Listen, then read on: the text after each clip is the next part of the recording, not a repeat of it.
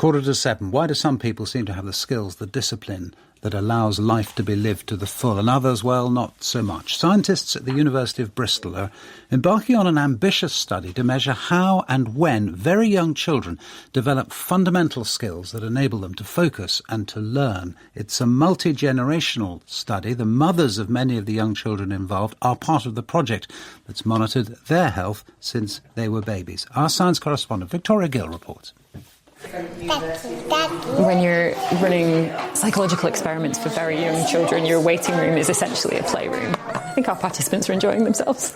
A small group of babies and toddlers, each with their mum, is in a waiting room at the psychology department of the University of Bristol.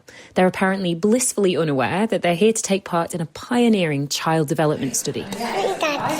We need to know when different skills develop, and we need to understand how individual children develop over time. Lead researcher Dr. Karla Holmboe is working with children from the age of just 6 months. Her aim is to measure precisely how and when very young children develop fundamental skills that allow them to focus, concentrate, remember and learn. We're going to follow them from 6 months up to 5 years.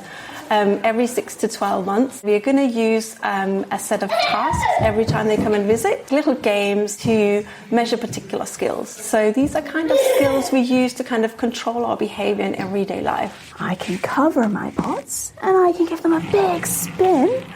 In a game specially designed to test working memory, researcher Mohini Howlader has a tray of 10 different pots. She's put stickers in all but 2 of them. 2-year-old Jackson just has to remember which pots contain the prize. Just like that. Now can you help me find a sticker?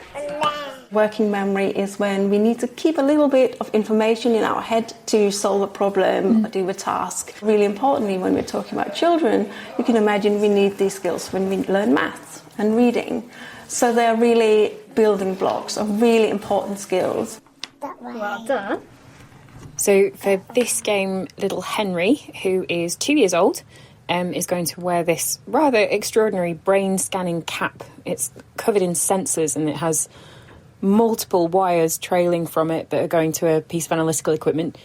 So Karla, this cap, just by sitting on his head, that's using light to detect which areas of his brain are most active. Is that right? Yeah, then we can basically look at which areas of the brain do we see an increase in red blood? That's blood that has a lot of oxygen in it. So that means that that area is really active. While the sensor-laden cap picks up blood flow in his brain, Henry plays a game with an iPad. Every time he taps the image of a happy face that appears on the screen, it turns into a short cartoon. Babble. But just as he gets used to the face always appearing on the right side of the screen, it starts randomly appearing on either side.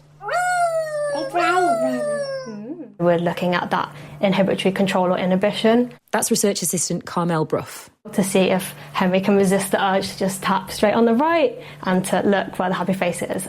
Good job, we can take your hat off now. Ready? Whee! Off it goes! So one of the things we do know is that this kind of skill is important when children start school. In order to learn new things, we need to be able to stop old habits. This is now a multi-generation study. It started 30 years ago when Bristol University began tracking the health and development of more than 14,000 children born between 1991 and 1992 in a project called the Children of the 90s. 300 of the babies and toddlers that are part of this new study are the children of the 90s.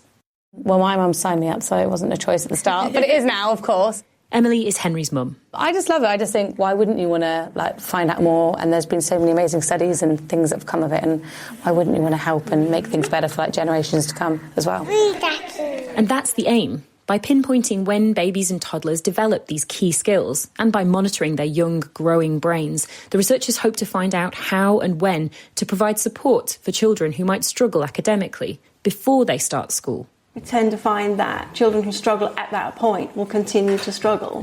So that tells us we need to go younger, we need to look earlier, and that's this whole period of development and whole potential for being able to support children at a younger age.